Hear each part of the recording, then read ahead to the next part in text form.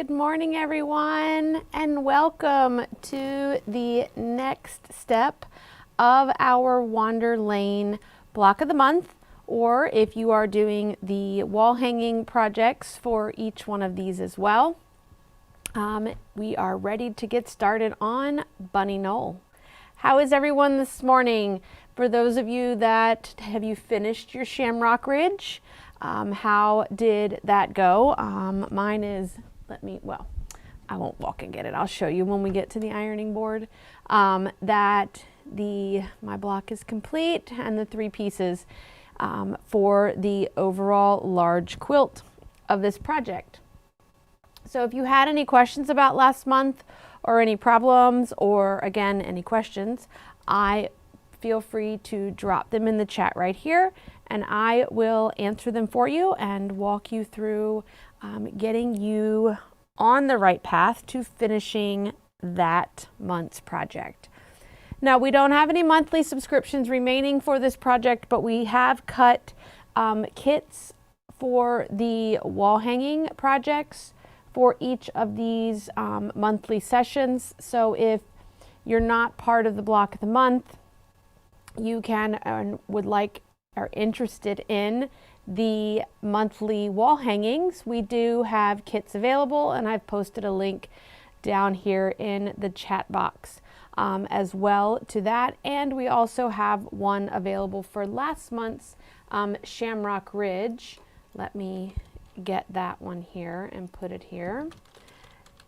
Now, if you are part of the block of the month and you would like to take your pieces that you have as part of the block of the month and put it into a wall hanging, just reach out to us and we will cut you the supplemental fabrics for that project that allow you to take what you already have and then add the things to it to turn it into the wall hanging. We have just finished cutting those for Shamrock Ridge. We just don't have them up online because it kind of gets confusing for people as to know what they are purchasing. But if you reach out to us, we will take care of you. All right, so we're gonna get started. Let's head on over to the cutting table and we will take a look. All right. So this month and every month is all pretty much going to start out in the same format. Okay. We do have to piece a background. We do have to go through and cut everything out. So I thought I would go through first and cover what everything was, what your fabrics all needed to be, and everything along that line. So let's go and do that first. Okay. Again, you have plenty of fabric, so just let me reiterate this. This is all left from this month. So you have lots of fabrics available to be able to do some of the smaller supplemental projects, some extra appliques, things along that lines. So first up is going to be the background pieces. These pieces are the ones that I would cut first before you cut anything else from the project. Okay. So just so you know, this is A, B, C, and D. So when you look in your instructions under house block, those 4 letters are telling you the location of where they're going to be. Once you have cut your shapes and sizes that you need to be, A and B will get sewn together. Okay, this should be 12.5 inches once it's sewn together. And then you will attach C and D. Okay, majority of D is going to get covered up with our applique hill, but you do want to get those particular ones cut because they are the longest shapes that you need. Everything else is much smaller and can be cut out of smaller pieces. All right. We are going to, under your block construction as well, there is the pieced little checkerboard piece that happens at the bottom. Those are cut out of 2 1.5 inch strips, so we have to do those. Now, with that, let me point this out. This piece, let me get a picture here. It's hard to see, but the stripes in this picture she has going left to right. If you want those to go left to right, when you cut this piece of fabric, the stripes need to go up and down. If you want the stripes to go up and down in this checkerboard, you want to cut them the first time. You want to cut your 1.5 inch strip with the fabric going left to right, not top to bottom in the width of your fabric. And you have, again, this fabric. The only thing we're cutting out of it is a 1.5 inch strip. So like right this second, I may have to cut another one because it's not the 10 inches that she asks for, but I think I may be able to get everything I need. If not, I have plenty of fabric. I'll cut another strip and I'll cut what I need. So just a note, if you have a particular direction that you want that stripe to land in the checkerboard, and you're going to assemble it the way that she's written in the pattern with strip piecing and then subcutting. If you want the stripe to go left to right in the checkerboard, you need to cut your strip so that, here, let's do it this way. You need to cut your strip so that the stripes go up and down.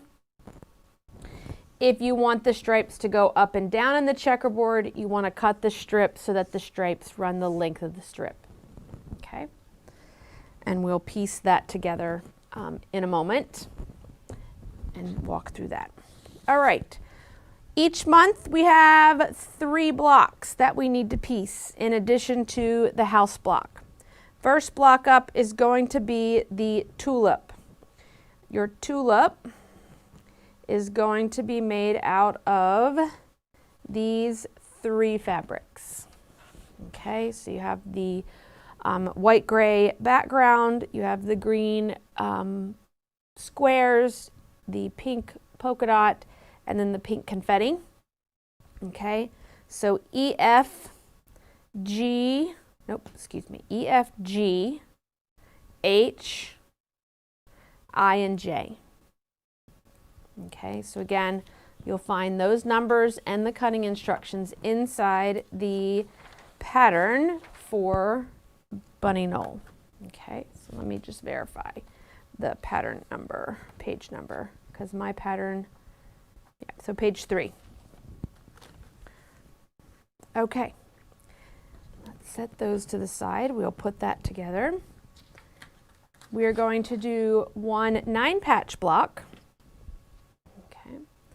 That 9-patch block is a 3.5 inch square of your house. Now, just a note, like I had talked about last month, getting yourself a 3.5 inch square ruler for being able to make sure that you are properly fussy cutting your house. Okay, if you just want to make sure that you're getting things or preview whatever you want in the middle. It's a little bit easier if you do that with an exact size ruler that we need. Okay. Now, one thing that I did as well is each month we've given you a full piece of fabric, okay, to be able to cut your house out of.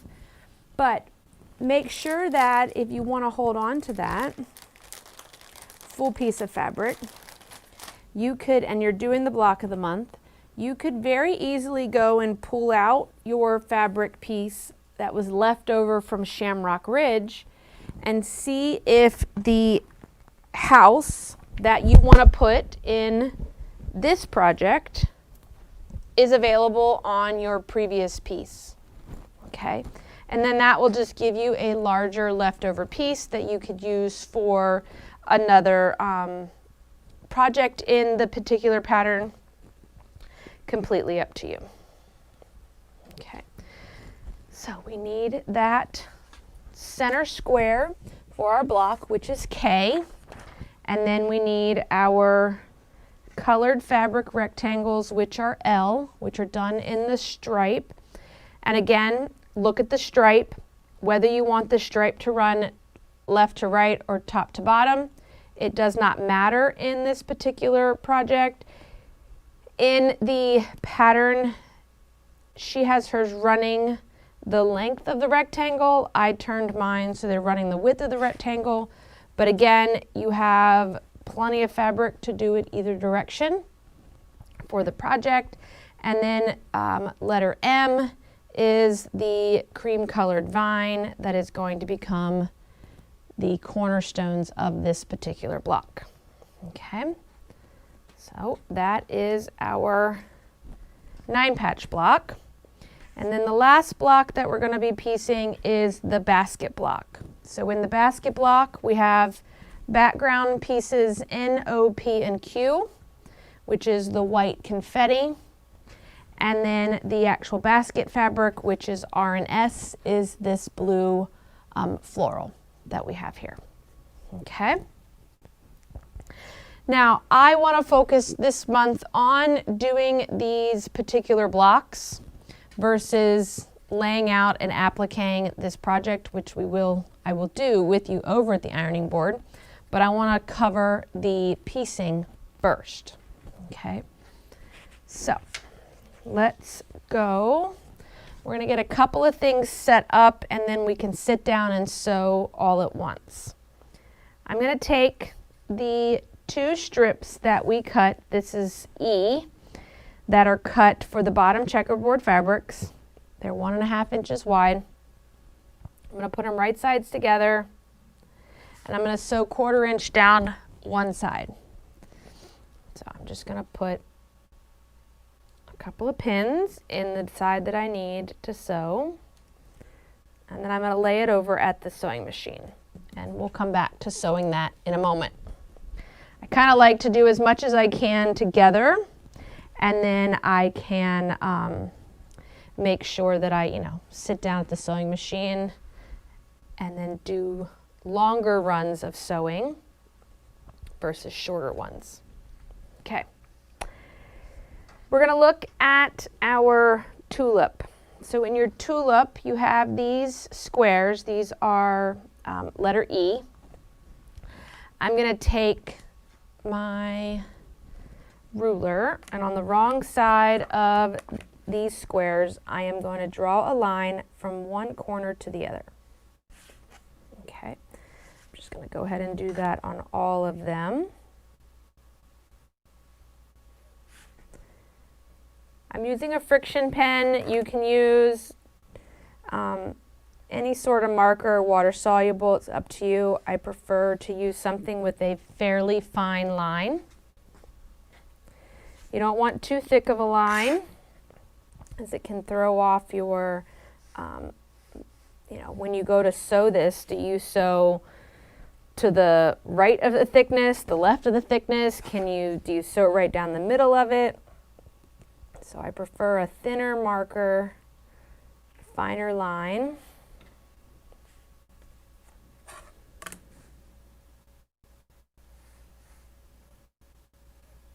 Okay, I've just marked right down the middle of. Let me come in here. We'll zoom in so that you can see this better. Okay. All right. We're going to take our side petals. Okay.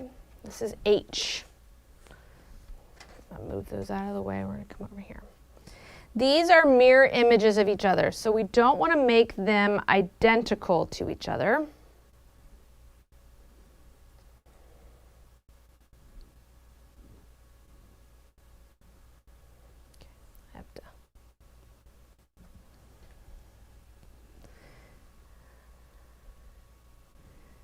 Make sure that I get this right. Okay, so just think we're going to be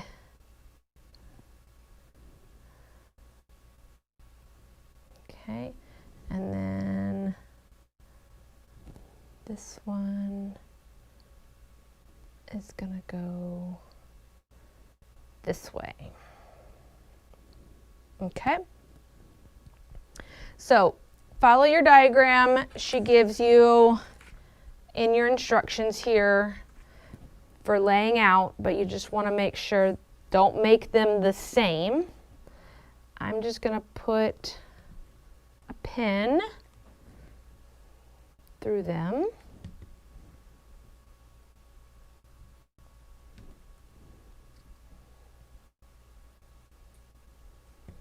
Just like that. I'm going to take these, I'm going to lay them over at my sewing machine. I'm going to take my center petal. I'm going to place the other one of the corners in there, up in the upper corner. The second corner is going to go here, but not until after we sew the first one. Okay, so I'm just going to pin that one, set that over at the sewing machine. And then we have the 2 green squares, or letter I, that we also need to draw a line on. Now, the only difference between doing the block of the month and doing the wall hanging is that in the block of the month, we only do one of each of these blocks, but in the larger quilt, if you're doing the wall hanging, you'll end up making 3 of each of these blocks. Okay. We have letter F. F is the rectangles of the cream fabric that we need to place the green squares on. And again, referencing your pattern here will help you know the direction that your square, or the line that you drew on your square, the direction it needs to go. Okay. All right, so those I can take and put over at the sewing machine. I have 2 fabrics left of that block that I'll just set to the side. We're going to do this little guy. Our 9-patch block is an easy one. Okay, so basically, take my other pieces, set to the side. Basically what we're doing is, oops, back up a little. I'm going to take and pin these right sides together, and we'll go to the sewing machine and sew this. I'm going to hold off on the basket block for the moment. He's a little more detailed with the way that she has us making all the half square triangles that are in the project. So we're going to set him to the side. We're not going to do him until after we finish the other sets. Okay. All right. We're going to go over here to the machine. You want to be using a 1/4 inch presser foot. Okay. Neutral color thread, top and bobbin. 50 weight is the preference of weight that you want to be using. And did I say 1/4 inch presser foot? I think so. 1/4 inch presser foot. I have my 97D on our machine. If you have a D foot, if you're Bernina with a D foot, you want to make sure that you engage the dual feed that's in the back. And then we're going to sew a 1/4 inch. Okay. So I'm going to start with the checkerboard units. So again, they're right sides together. I'm going to sew 1/4 inch down one long edge.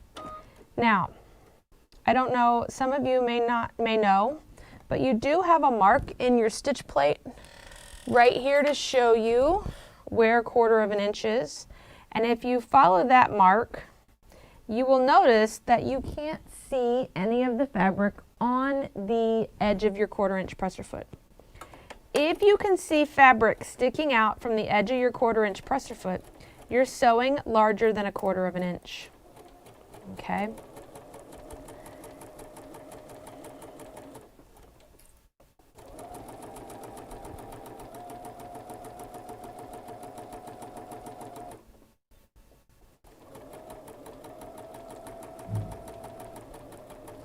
just going to go all the way to the end, even though there's no fabric there.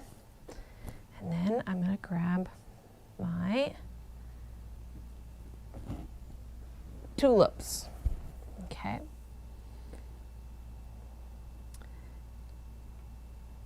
We are going to sew directly on the line that we drew.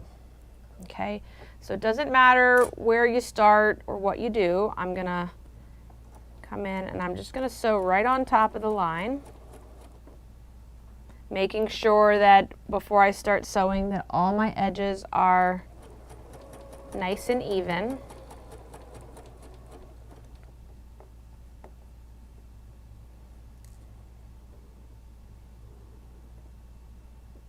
If you have a Bernina or another brand that may have a freehand system that will allow you to use your right leg to raise and lower the foot for you.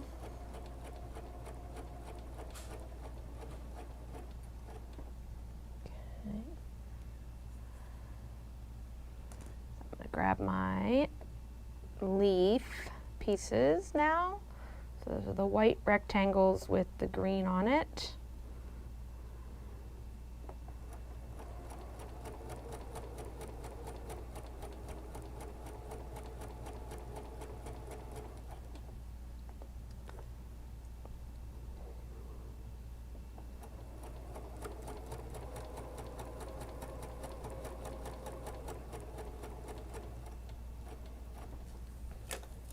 Okay, we have the main petal, main part of our tulip. That's the large rectangle with the square.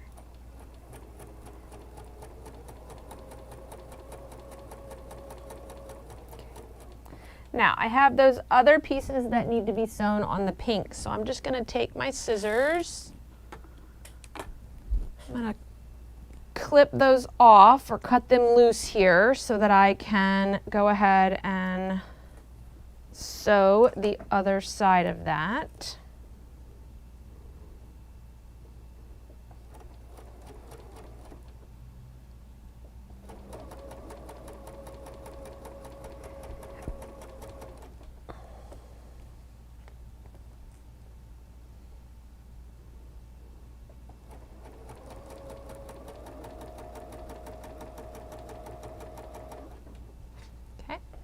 I'm going to grab my 9-patch block. I'm going to feed those in.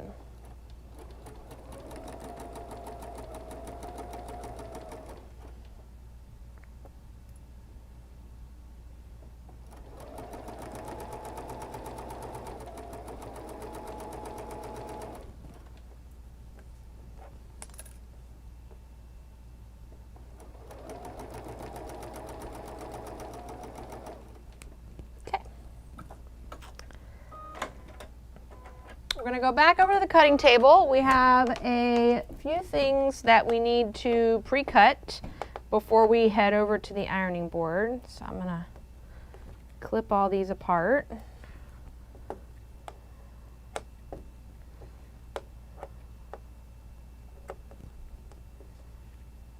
Okay, and then let's go back over to the cutting table. Okay.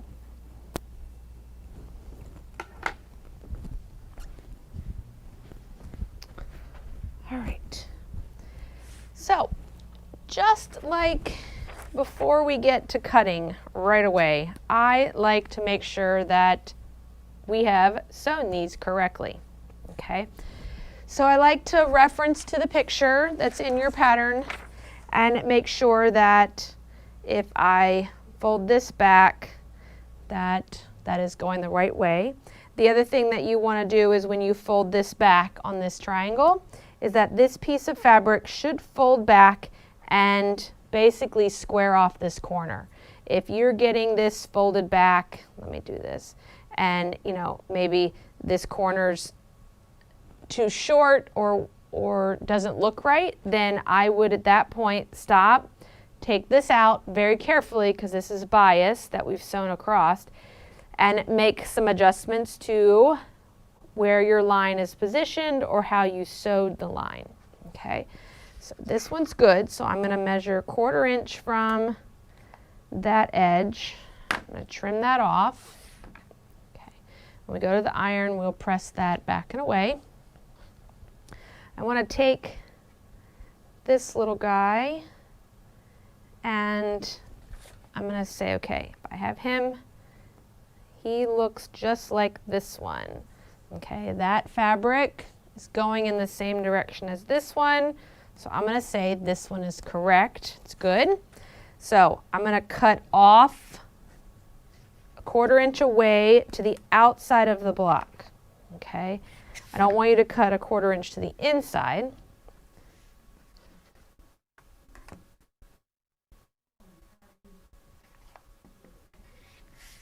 Quarter inch away. Okay, so that one's good. And then I want to take this one and verifying that he matches this direction. Okay, which he does. And we're going to cut those triangles.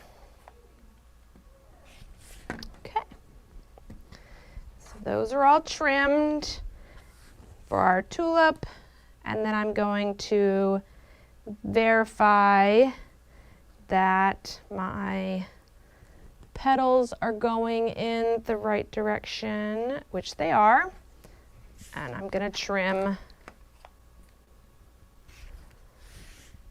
that corner off. Okay.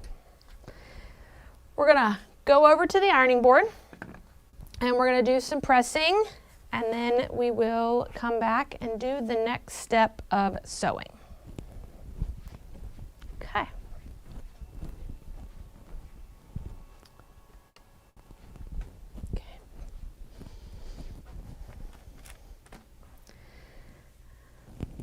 I'm going to start with the checkerboard piece. Okay, so my checkerboard piece, I'm going to lay it with, it doesn't matter which direction it goes. I'm just going to do my shorter one on top. You could do darker on top. I'm going to take my iron, I'm going to set my seam, and then I'm going to take my top and I'm going to fold it back all the way back across the seam that I sewed. We don't want to have any sort of ridges or ripples right there. Okay, we want to make sure it's folded back as far as it can be. For this 9-patch block that we have here, so we have this, this, and this. If we press the top and bottom seams away from center and the middle unit towards the center, these intersections will nest when we go to put them together. Okay, so I am going to press my top and bottom so that they go towards the gold rectangles. Okay, so I'm going to take that and I'm going to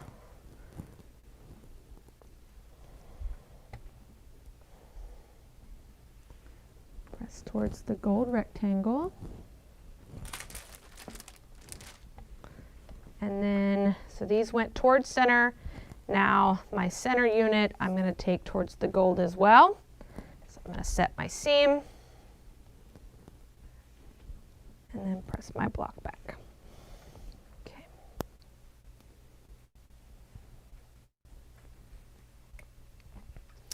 So we have that going on. While he's laying there, I'm going to go ahead and grab my pins and lay out my next section for this block. Okay, so this one I'm going to be laying out just like this. I'm paying attention to the direction of my vines here. If it matters to you, I would.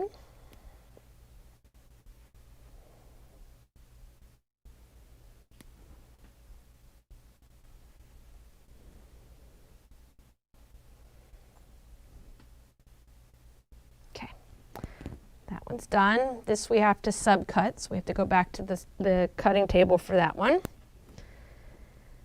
For our petals and our tulip, I'm going to press, and I'm going to press the seam towards the trimmed corner. Okay, so I'm pressing it out, see how it fits and finishes that nicely. Let me zoom in here for you. I feel like I'm a little far away. There we go.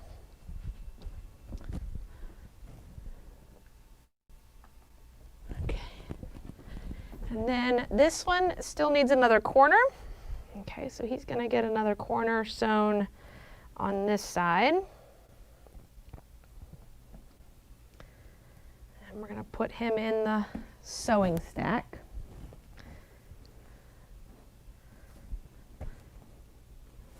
Press my seams.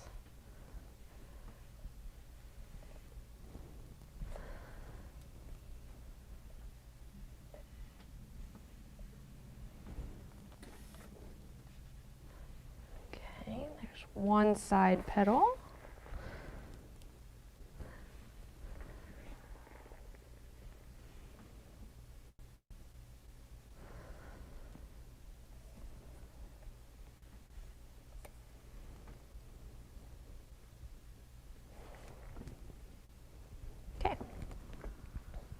And there's two. We're going to take and set those to the side. We can't do anything with these until after we get this center, until we get the center petal done. And then our leaves.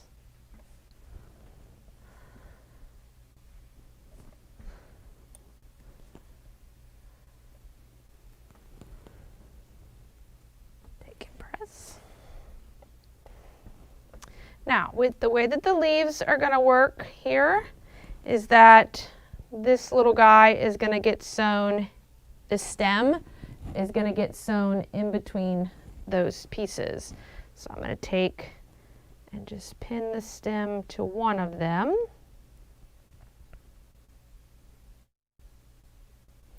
We'll set this other one to the side.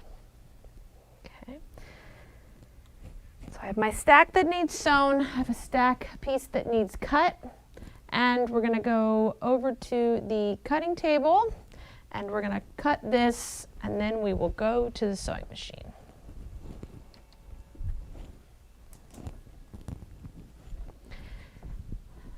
Now we're going to be subcutting this strip unit, and he gets subcut into 1.5 inch pieces.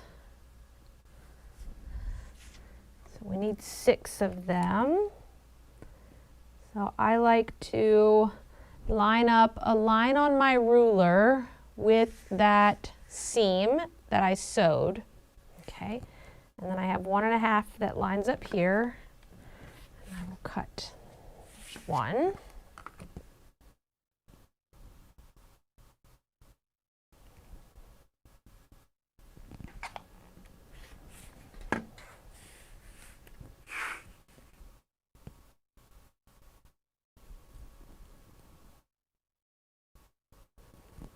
And we're going to repeat that 6 times so that you have 6 units.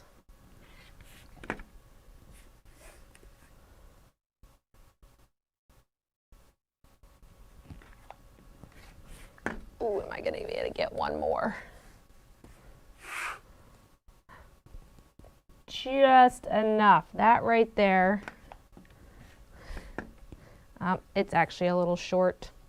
So I'm going to take and I'm going to cut a 1.5 inch square. I'm going to get rid of this one.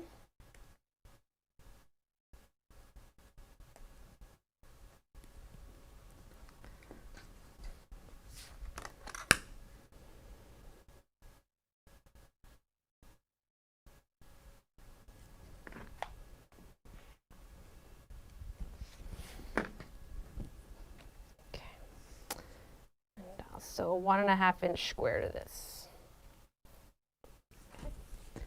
Everything else we are going to lay out and sew, alternating, beginning and ending. Okay. All the way across. So in the picture she has it beginning at a green and ending in a blue. You could begin in blue and end in green, it does not matter. I gotta make sure I sew this on the right side.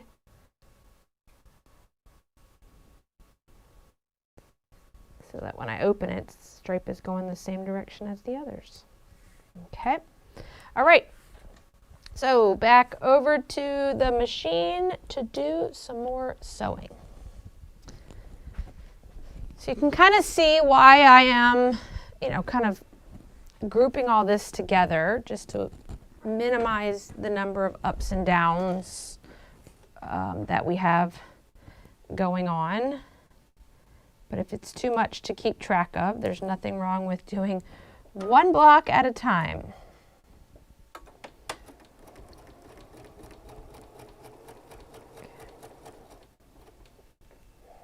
Right, that was the last of my checkerboard. Here is my stem and one leaf.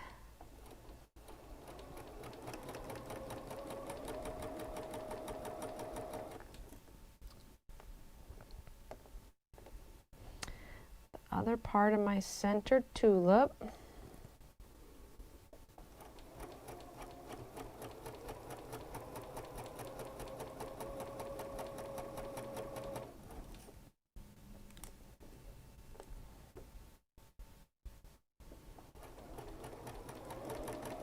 The right-hand side of my 4 patches, or my 9 patch, sorry.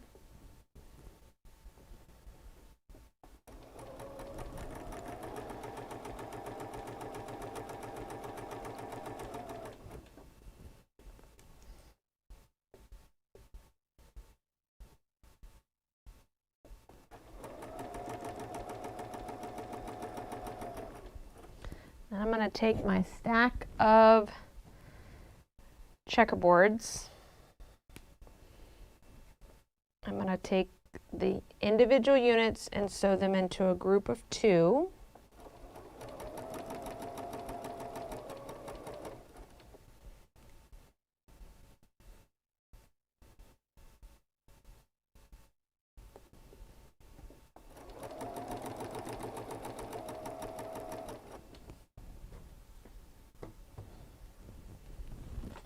That other one that I sewed a minute ago.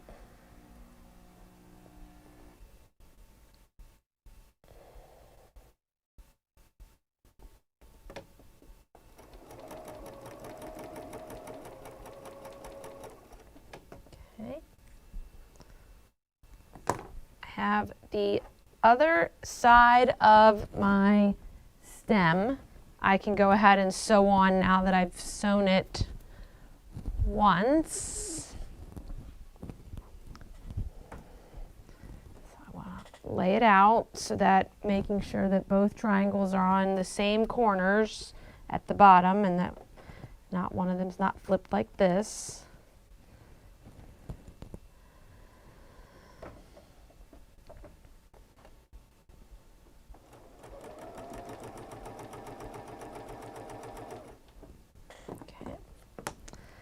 That also gets my checkerboards out from underneath my foot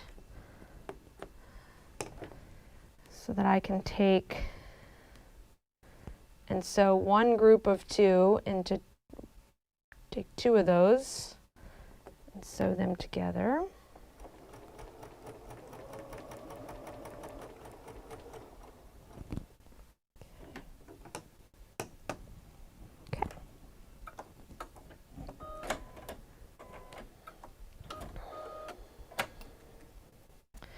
Get that out, and then I'm going to take and sew that last unit to this checkerboard so that all of that is sewn together, and then we're going to head back to the ironing board.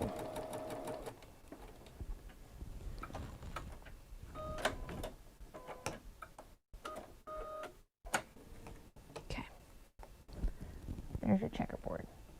Before we go back to the ironing board real fast, I'm going to trim this corner here. I'm going to trim at 1/4 of an inch. So I'm just going to do that while I stand right here. So there, he's trimmed. So I can press him back. And let's go to the iron.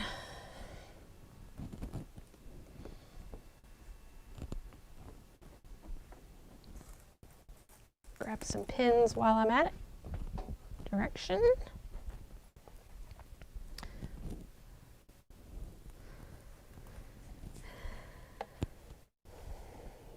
Press that one back and away from the center, just like we did earlier. And then these little guys are going to get sewn to each side, just like that. Okay, so I'm gonna just pin one.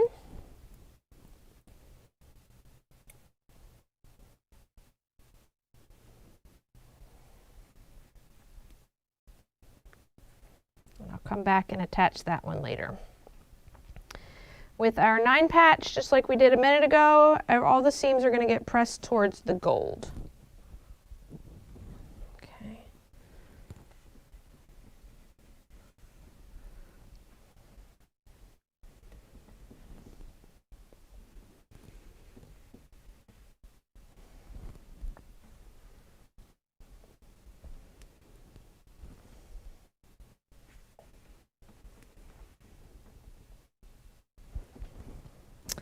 And then, just like a standard 9 patch, we'll put these right sides together.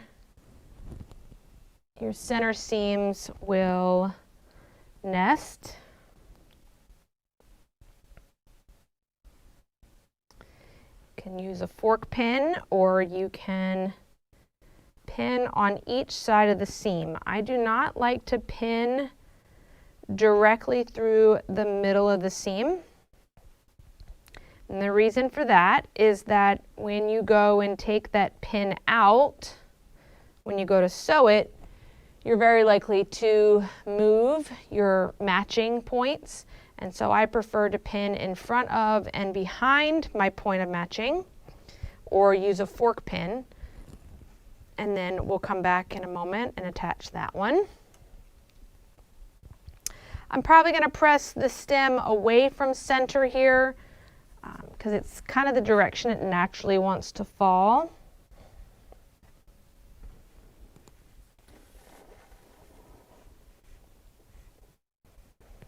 Okay. So there's our tulip stem. We're going to set him to the side. Checkerboard, you can press the seams all one direction. It's kind of completely up to you. The way that I did it, I kind of pressed them the way they naturally wanted to fall. So for me, I pressed both seams towards the blue stripe.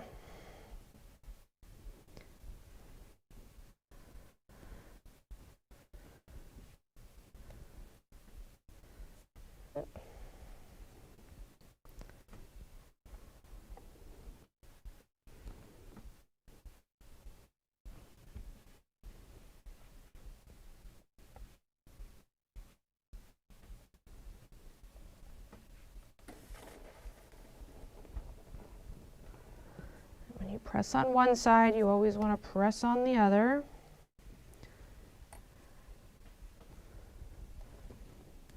Okay. And then this little guy is going to get attached to the bottom of this guy. Okay. Now, depending on how well you sewed your seam allowance and things along that lines, as you can see here, This is 12 and a half. This is longer than 12 and a half. Okay, it's really not a big deal. I am going to find the center of this block. And then I'm going to find the center of here, which should be, 6 squares over. And I'm going to match that up. I'm not going to try to squeeze this in. I'm not going to try to ease it all in. I'm going to match center, and then I'm going to sew from end to end. That will give me the same amount that will be trimmed off both ends of this project when I go to square up the block. Now for you, you may be exactly 12 and a half. Okay, it's all going to be a matter of how big or small your seam allowance is, and things along that lines. Okay, there's that. We have this we need to sew, and we have this we need to sew. Let's go on back to the sewing machine and press these seams. Sew these seams.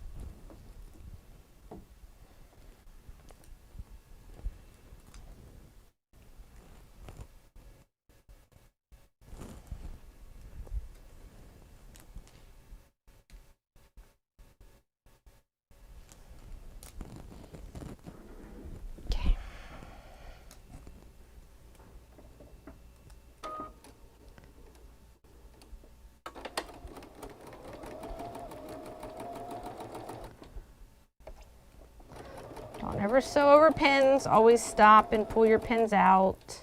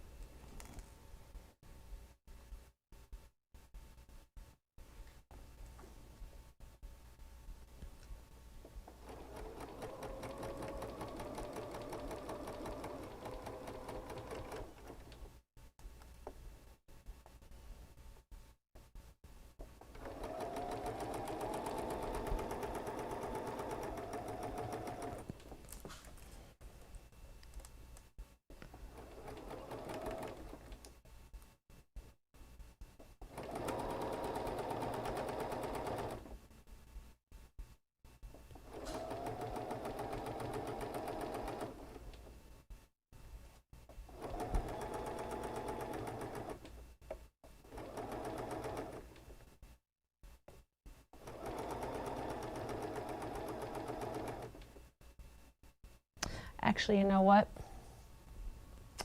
I am going to stop there. I'm going to take this checkerboard off. I want to fuse that background hill on first and then sew that checkerboard on. Okay? That way the raw edge at the bottom of that hill is caught, and that's one less thing I have to blanket stitch. So we're going to take that out in a minute. While I'm here, I'm going to go ahead and grab my other pieces and pin them in place.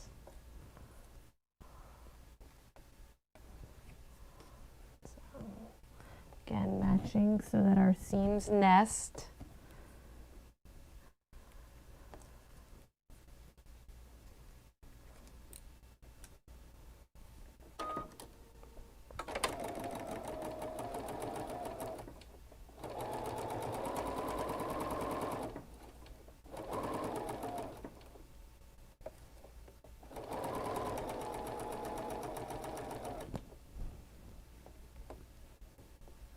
There's one tulip.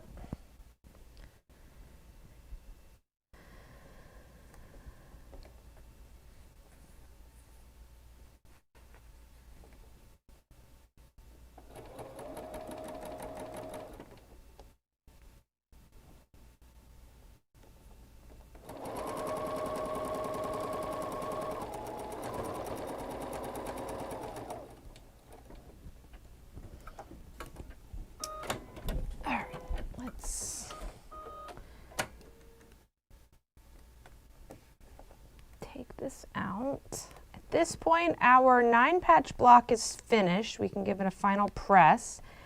Our tulip here, we need to go ahead and press him so that we can add the stem to it. I'm just seam ripping out my checkerboard because I want to fuse the background hill from our project here first. That way this seam will capture that raw edge, and then I won't have to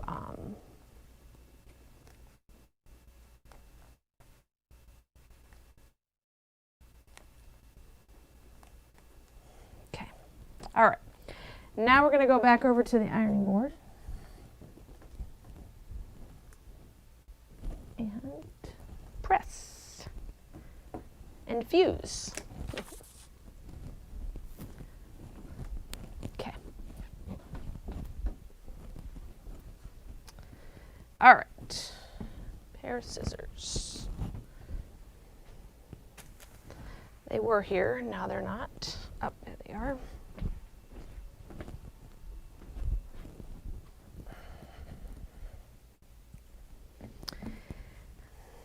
The seams on my 9-patch block, I'm probably just going to press away from center. So I'm going to set my seam and then press up and away. Same at the bottom. Set my seam, press up and away.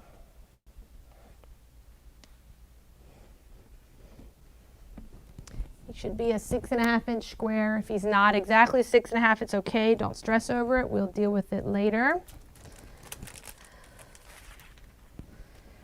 The same with my tulip. I think I want the seams to go towards the center. So I'm going to lay my center up, set my seam,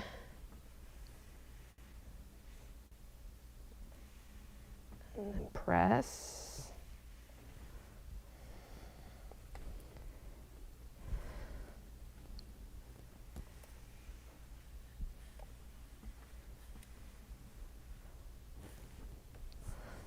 Okay. And then that's going to get attached to the bottom of that. Okay.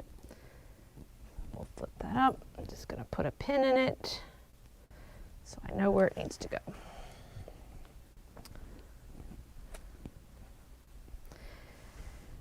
This is our block, the main house block. The bottom unit is the cream color. So again, I'm gonna take the main hill piece and I'm gonna apply him to this unit. Okay.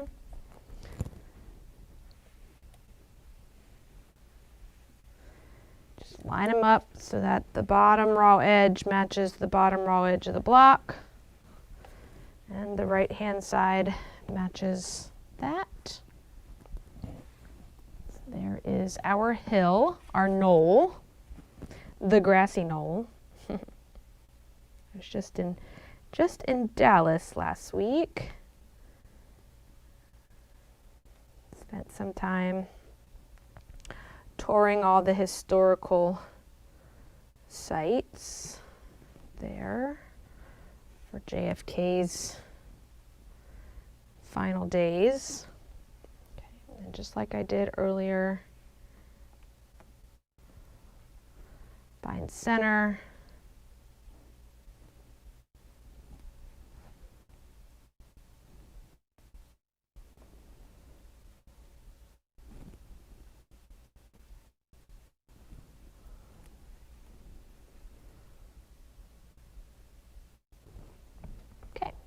Now we're going to go back to the sewing machine. We're going to sew these last two here, and then we're going to tackle the basket block.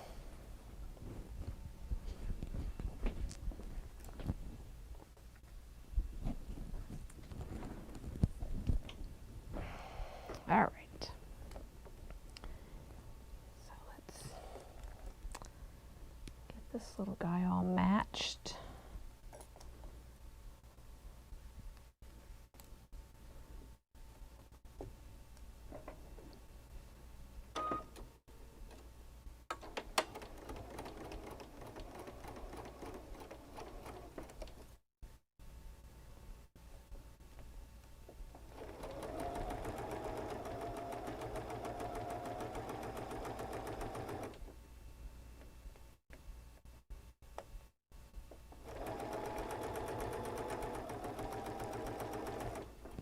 Okay.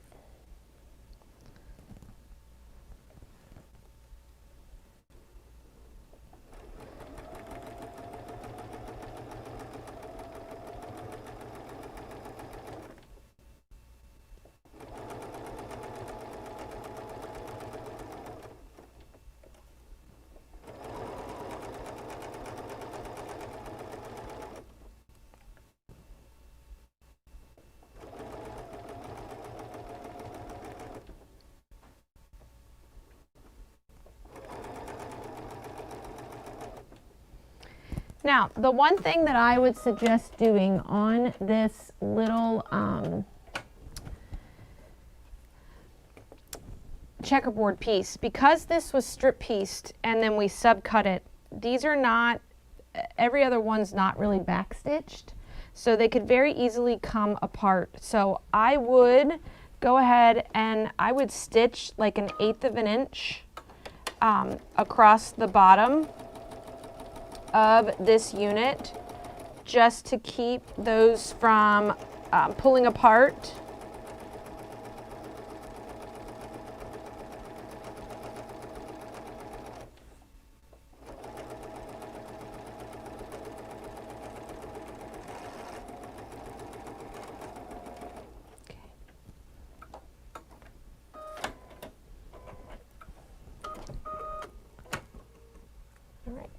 We're going to go back to the ironing board. We're going to press that, and we're going to press this one. I'm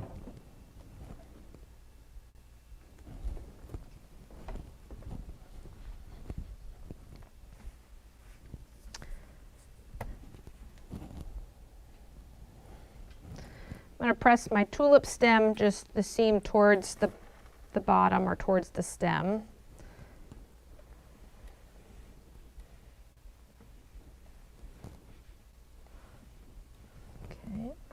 There's my tulip. And then for my checkerboard piece, I'm going to press the seam towards the checkerboard.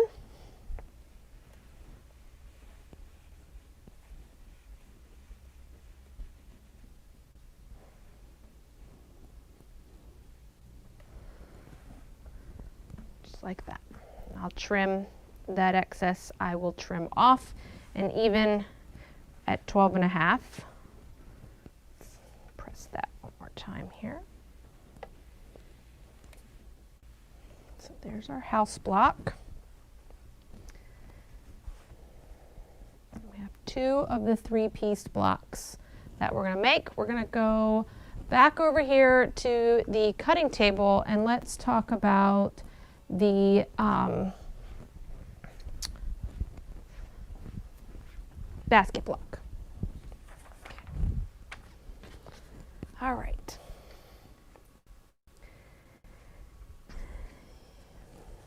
With your basket block, we are going to take the 4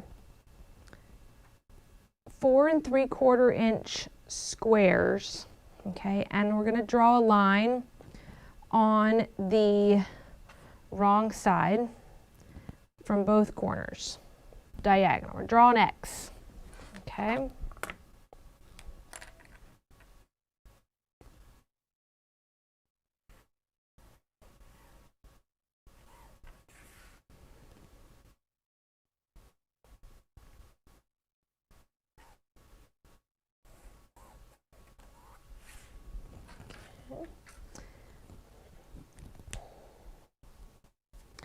She tells you to mark.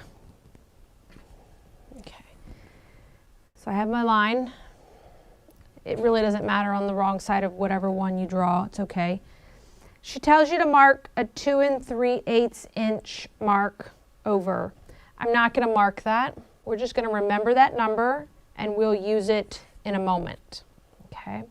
I'm going to place my two larger squares right sides together. So this is R and O that we're putting right sides together. We are going to go to the sewing machine and we're going to sew a 1/4 inch away from each of these lines. Okay, we're not sewing on the line this time. We're going to sew a 1/4 inch away from each direction on each square. So basically we're going to put 4 lines of stitching on each of these. Okay.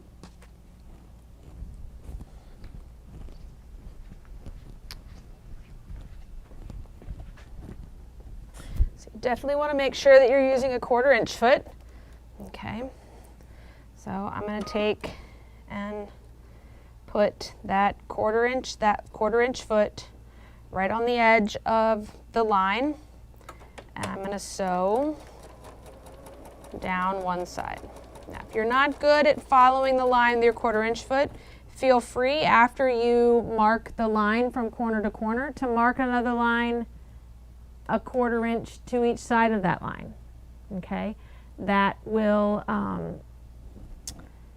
help you, and then you can sew right on that line. There's nothing wrong with that either. I'm just going to pick that up, pull it out. I'm not even going to cut my tail.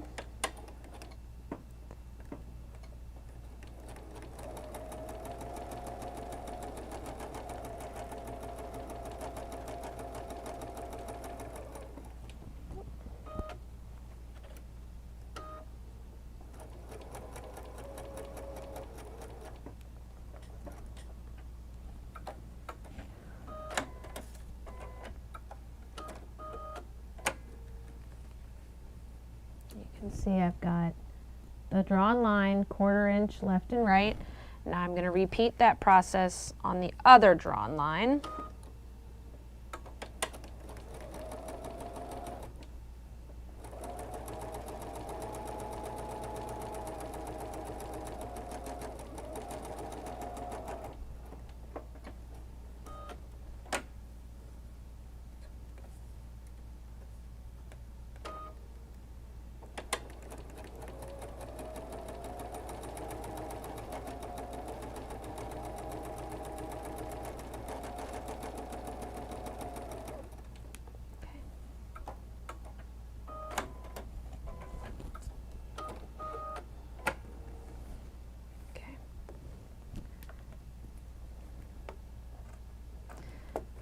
Now I've got both X's have been sewn.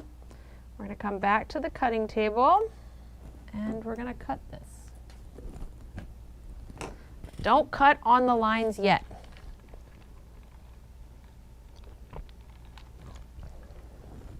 Remember that 2 3/8 that I told you about a minute ago? Now's the time to know that number. Okay. We're going to measure over 2 3/8 from the left. Okay, so here's my block. I'm going to go 2 3/8 over.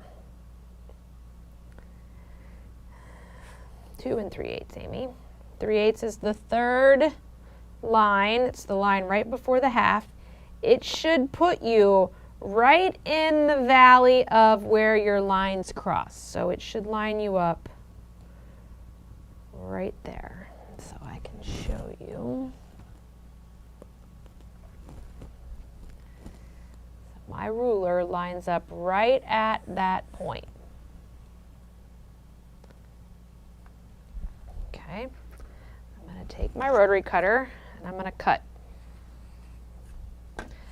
I'm going to do the same from the bottom.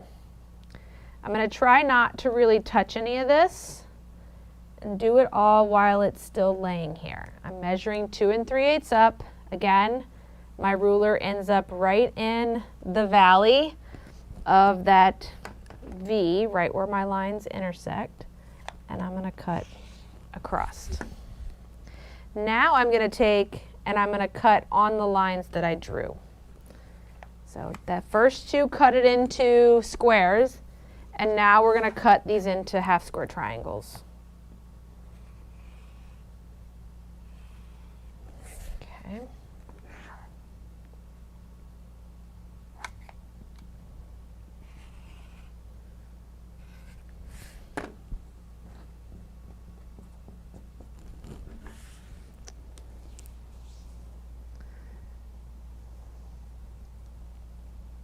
Okay.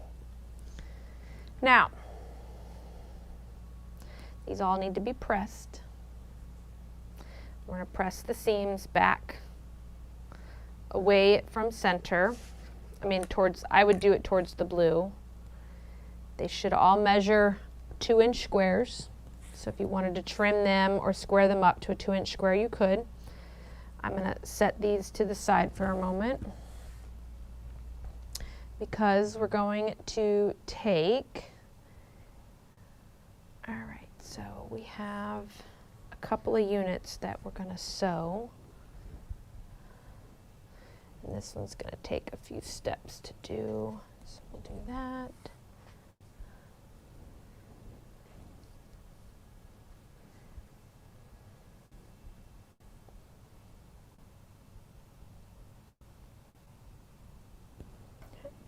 We need to take the other square that we have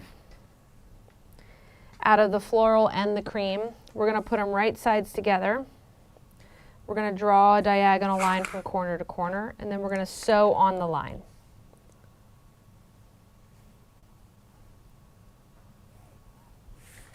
Okay. So we're going to go sew on that line.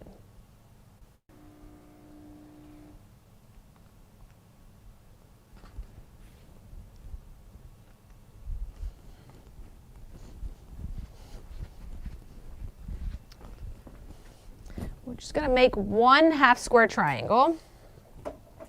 So we don't need to sew on both sides of the line. We want to sew right on the line. Half of this will be our half square triangle, and half of it will be scrap.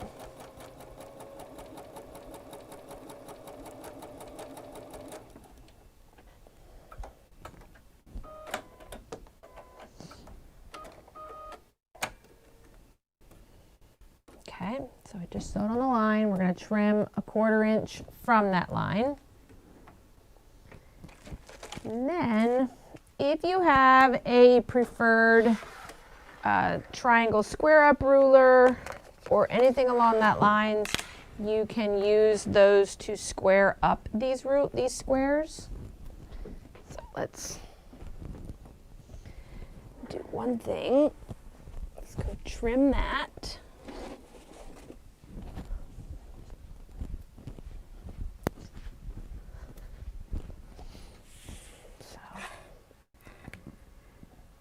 Let's trim 1/4 inch from the line. That's going to become a half square triangle, and he should be like a 3.5 inch square. Okay, so there's a couple of different triangles, half square triangles, square up rulers, anything along that lines. I like to use the folded corner clipper. And so what I like about this one is that I don't have to open this up to trim it. I can leave it folded, so I can do all my squaring up before I open it into a square. So like I said, this big one is going to go and be a 3.5. So I'm lining up my seam line on the line that I stitched, and I'm putting my 3.5 at the bottom and trimming anything that's outside. And then these little guys are going to become 2 inches. So again, I'm going to line up the line on this ruler with that. I can trim.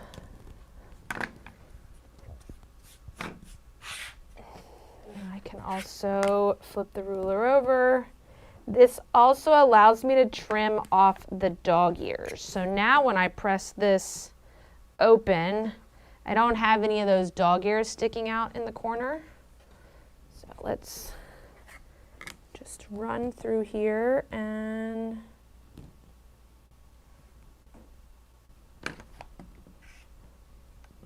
trim things up.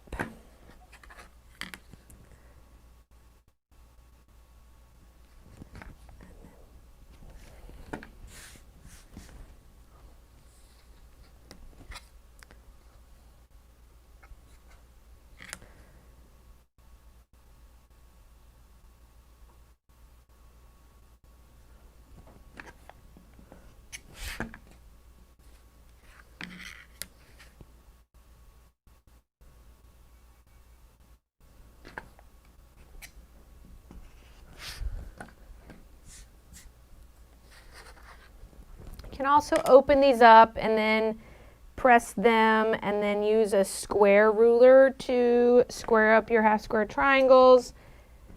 There's lots, like I said, lots and lots of options. I just like this method because I can do it before I go to the ironing board.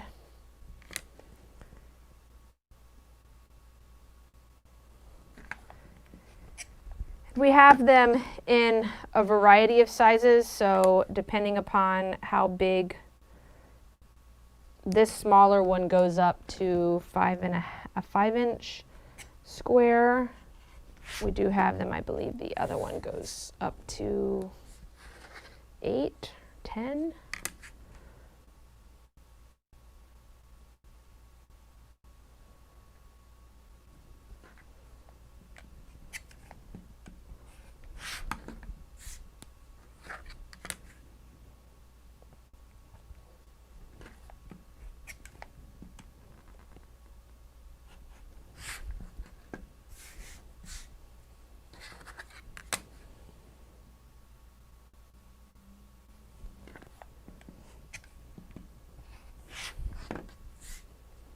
You can see it's not very much that we're trimming.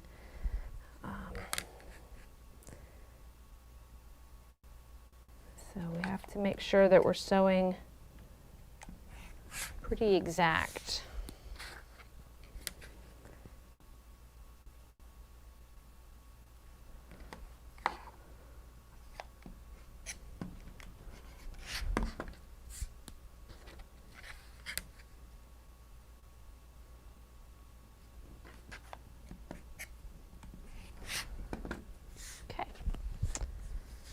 Those are all trimmed.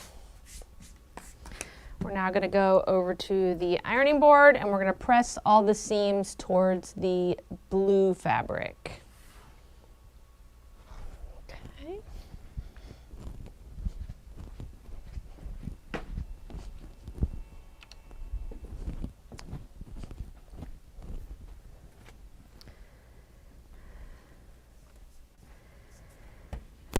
Just like anything, I like to set my seams first. It just helps the fabric fold back and over easily. It kind of warms the fabric up and allows it to be ready to accept the direction it's going to be pressed.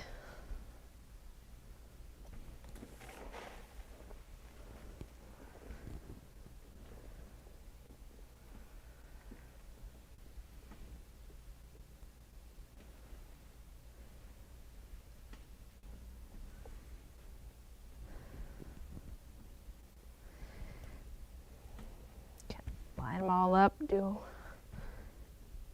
a couple at a time.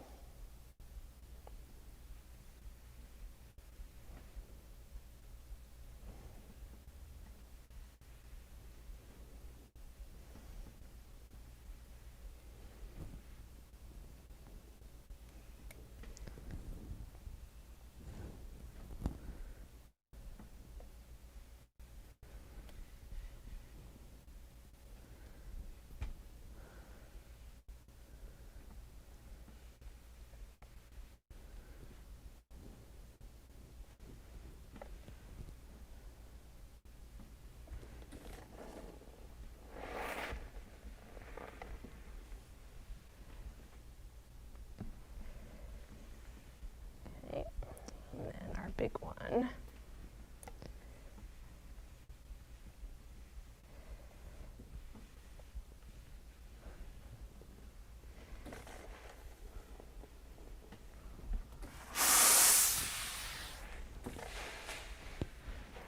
Okay.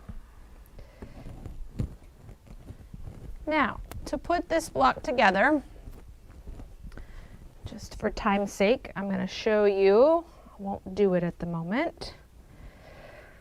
You're going to take, following the diagram on your pattern, paying very close attention to the direction of these half square triangles. Okay. So unit N has 5 half square triangles and then the solid N square. Okay. Got it. Figure P, or unit P, has 2 and 1 of the P rectangles. Okay, so the way that I would assemble this is I would sew these 3 together into a row, these 3 together into a row, seam go one direction, this seam go the opposite, and then that way when you fold these in half, the seams will nest. So these 2 together, press the seam any direction, and then sew this unit to it. Okay. Once you have that assembled, okay, we are going to attach the other P rectangle to the left-hand side of this unit. Okay. And then this,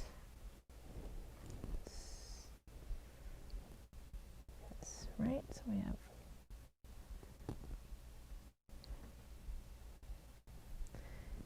you'll have that. Okay. Just like that. So that unit will be together, this unit will be here. I would sew the half square triangle to this unit and then both of those units together. Okay. You will have, let me make sure,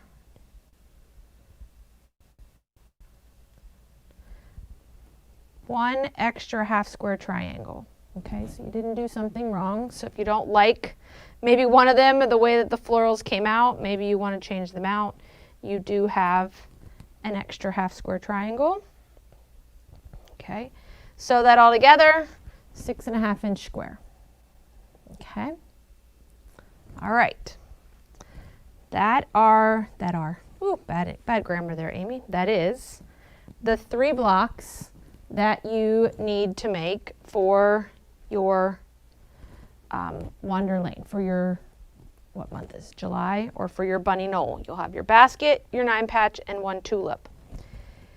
If you are doing the wall hanging, remember you'll have 3 of each of these in different color combinations. Ultimately, your choice of color combinations. Okay, that'll get some later. And then let's look at our block here. Okay.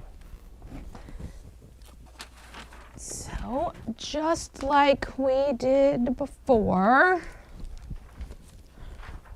we have our background piece. I'm just going to take and set him to the side for the moment. I'm going to pull out my instruction sheet or my layout diagram.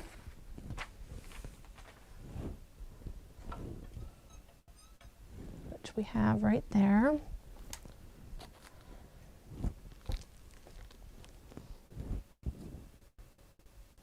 Okay. I'm going to get my fusible Teflon applique sheet out here. They did arrive. So here's the ones that I,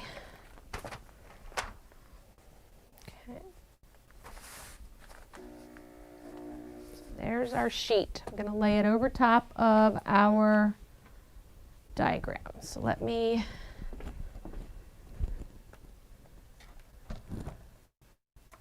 wrong direction. Let's back it out a little bit. Okay.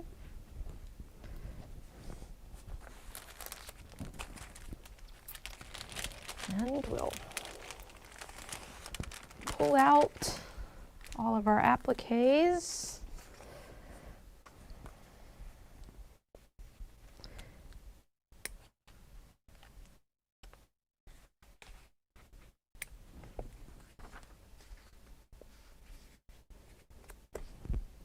And I'm also going to grab the graphic. Now, just note that if you are doing the wall hanging blocks have or will show different backgrounds than what we're using. Okay, so don't panic. If you're doing the big quilt, you want to look at the back cover of the pattern, because the backgrounds are different than the ones that you may see on the front covers that we have there. Okay, so just a note in that world. So I have my house, but before I do my house, I'm actually going to do the door, and then I'm going to peel that up and I'll put it on my house. So in the other bag, you'll find all the smaller pieces.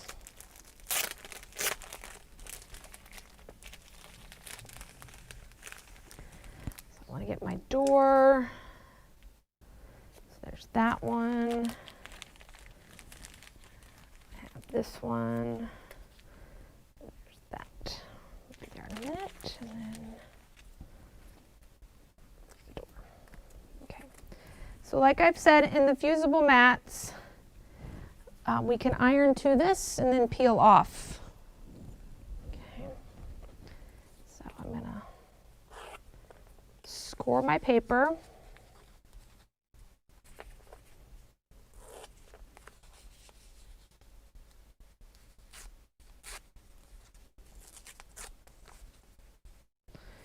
And peel from the middle out. That way we don't create any more rough, raw edges. Tack in there for a moment. I'm going to grab the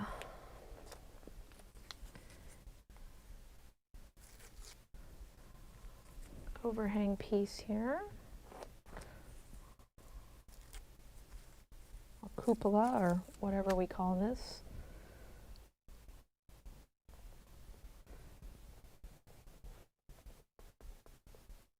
It doesn't have to be exact, okay? Nobody's going to have these diagrams for when they are looking. Just kind of give myself an idea. Okay. I also noticed that this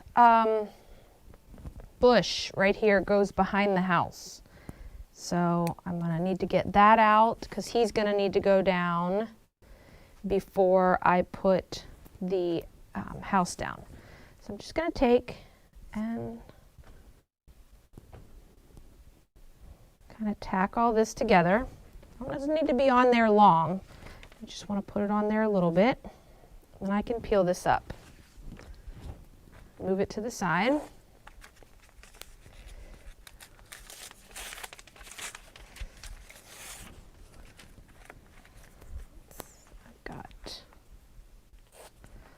A bush here.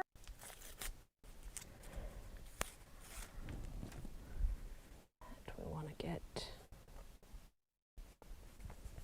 kind of in place. While I'm there, I'm just going to go ahead and take the bunny rabbit and get him positioned.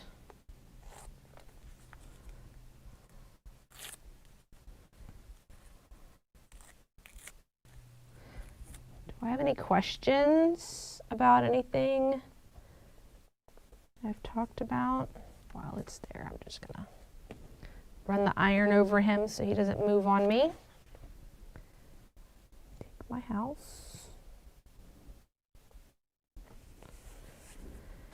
and my roof.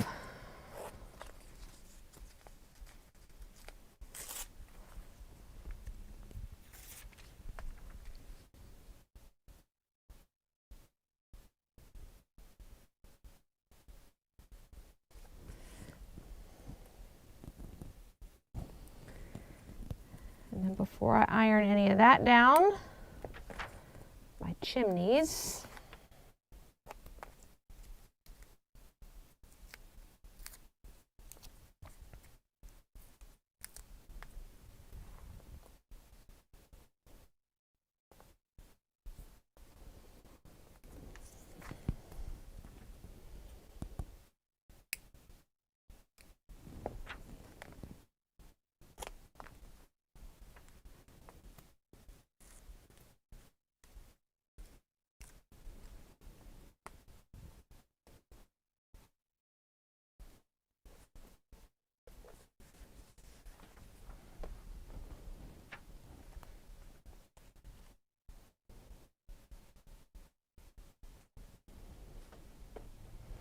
Okay, there's that guy.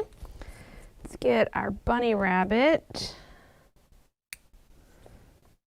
The big bunny rabbit here.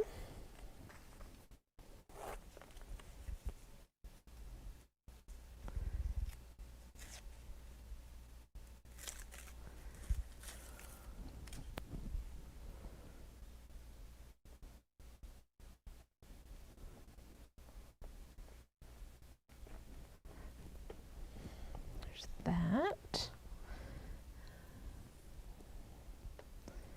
a stem,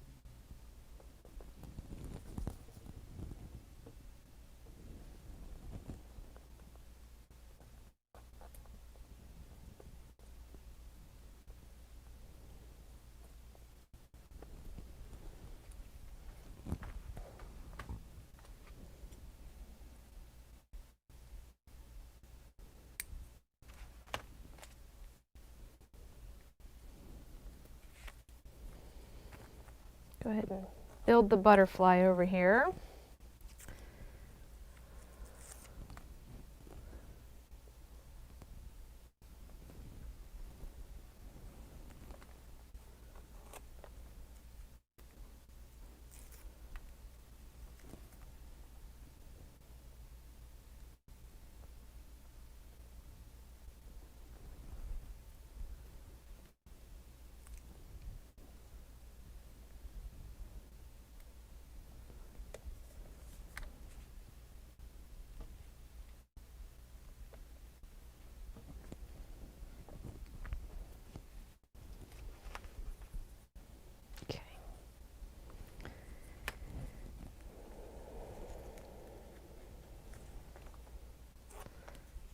Put these last two eggs that touch each other, I'm going to go ahead and lay out and put them. It's really your choice with the 3 eggs that are all the same size as to where you want them. Okay, you can follow the graphic if you like, but feel free to rearrange them.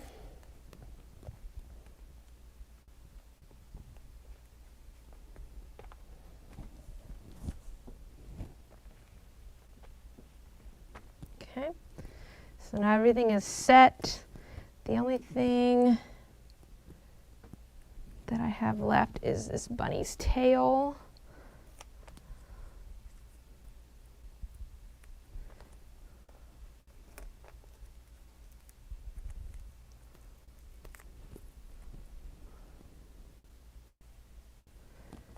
Let's see if I can.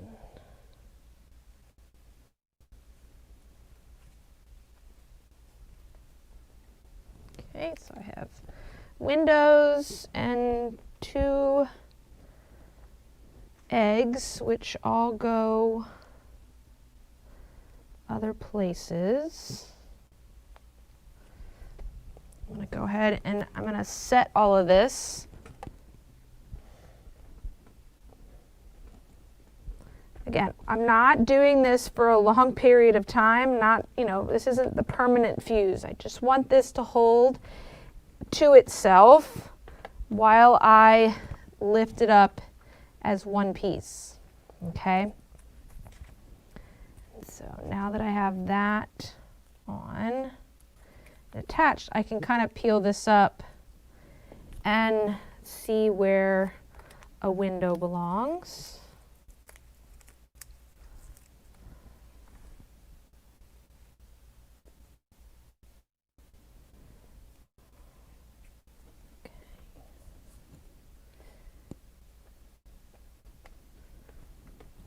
Got one window on. The second window, I'm going to bring a ruler over. I'm going to use that to help guide me to know if I am straight across the bottom, because I want to make sure that these windows sit on the same plane. Okay.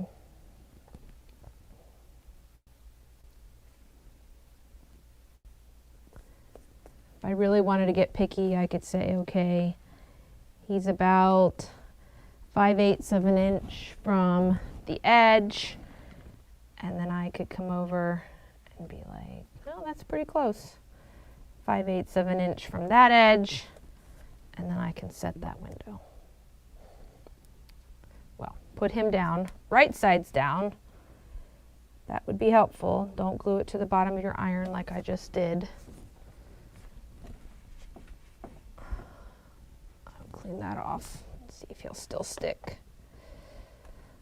enough for me to be able to stitch him down.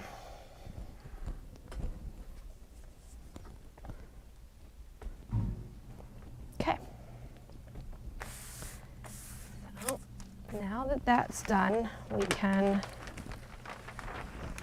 peel that up. I'm going to set it to the side here.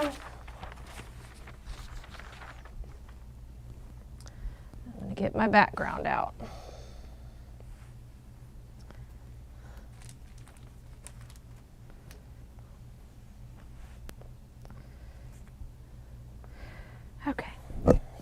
let me trim this even with the edge real fast before I stitch him on. Okay. Not stitch him on, glue him on.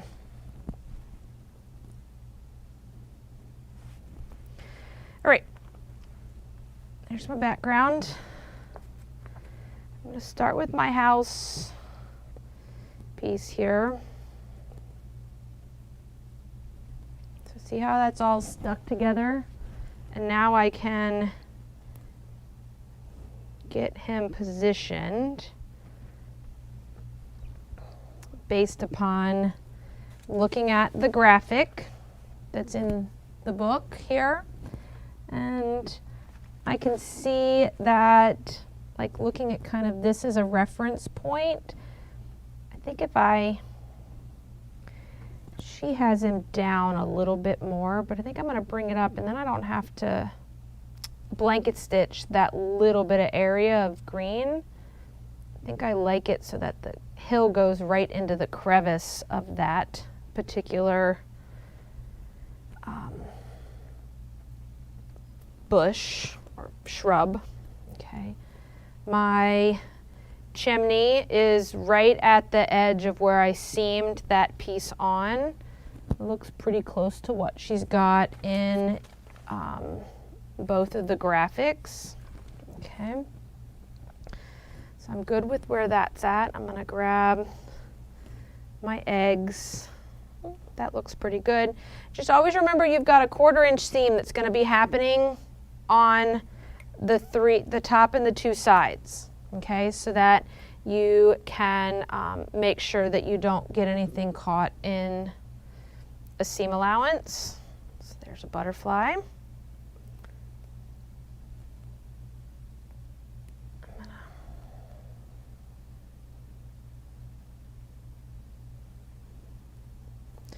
So you can see that on here, on this vine, she does have him come down pretty much landing right on the green grass. Okay, it's pretty close to that. Petals, that leaf is pretty close there.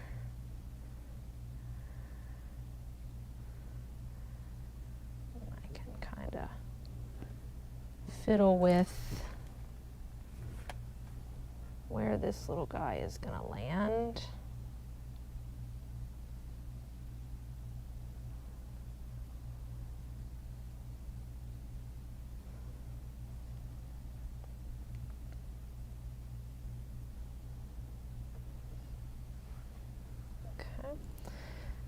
Those 2 petals,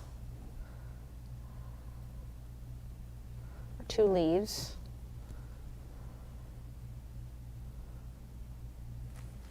Come up from the sides. I'm going to bring that down just a tad because I'm afraid it's a little too close to that top. Got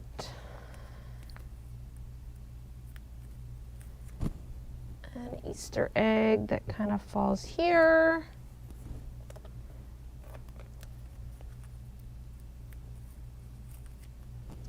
And an Easter egg that kind of sits there. Okay, so there is our block. Again, I'm just gonna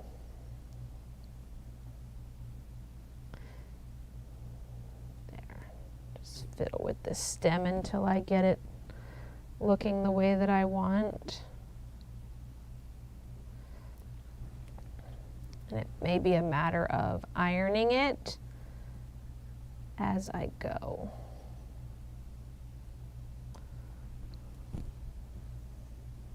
Okay, and then I'm just going to fuse it.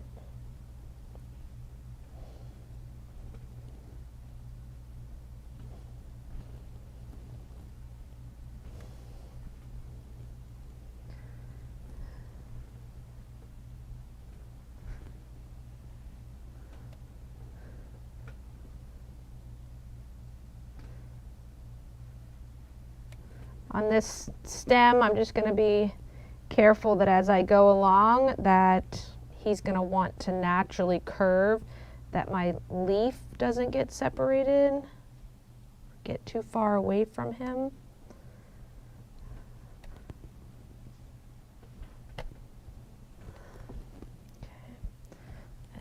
Like everything, I iron from the front, and then once it's attached, I will iron it from the back.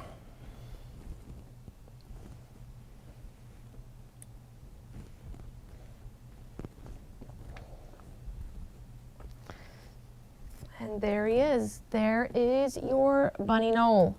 Now what's left remaining to do is going to be your blanket stitching and the embellishment that needs to be done. So with this little guy, we have French knots that become the eyes of the bunnies, which I will discuss French knots later. We don't need them right now. We'll do all the French knots when we're done.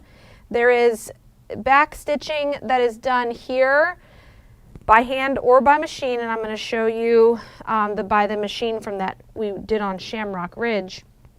If you're not wanting to do this by hand, you do have a button in here that is this blue button is going to be your doorknob, but again, don't attach any buttons until after your project comes back from being long arm quilted, unless you plan to custom quilt and avoid all of the buttons that are there. Okay, so as a note, so let's go over here and look at, I want to show you doing the back stitching by sewing machine.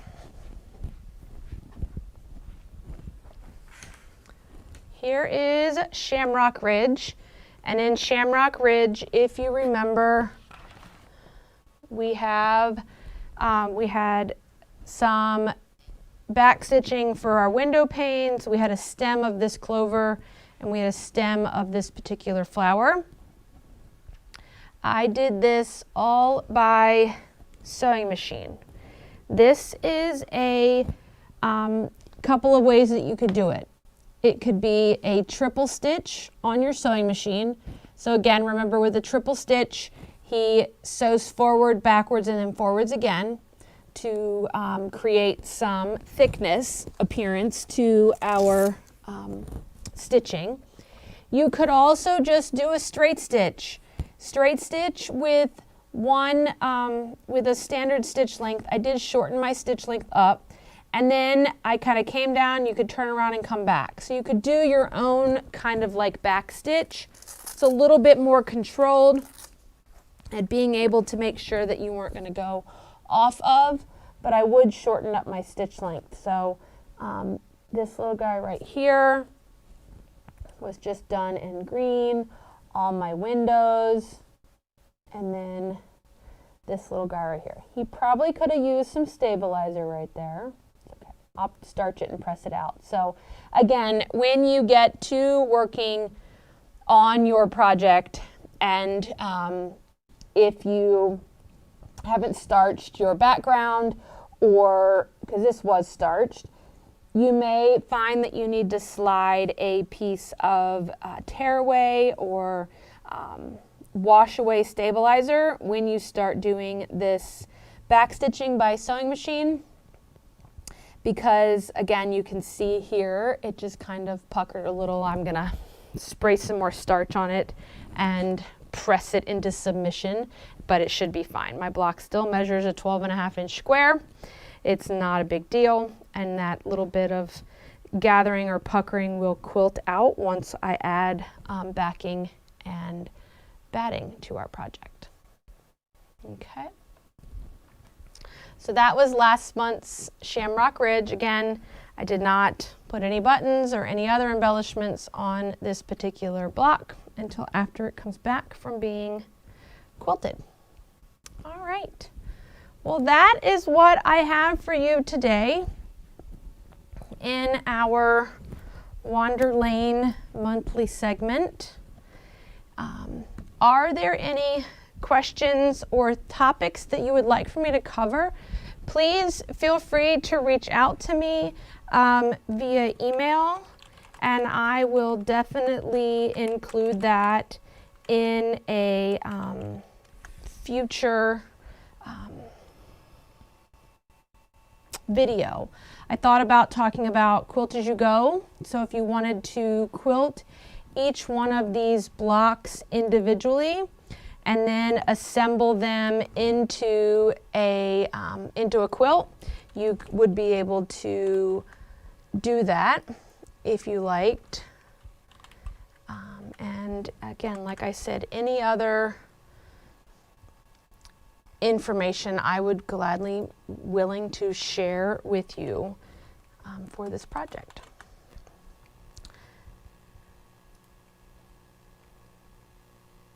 All right. Well, again, please don't hesitate to reach out to us, and I will get back to you soon. All right, everybody. I'm putting in the folded corner clipper ruler. I'll put a link in there for you as well. I hope that everyone has a great day. Thank you so much for coming and joining us. And we will be back here next month with, I believe, we're headed to Blossom Trail next month. Thanks, everybody. Have a great rest of your day, and I look forward to seeing your finished blocks, so be sure to share them with us.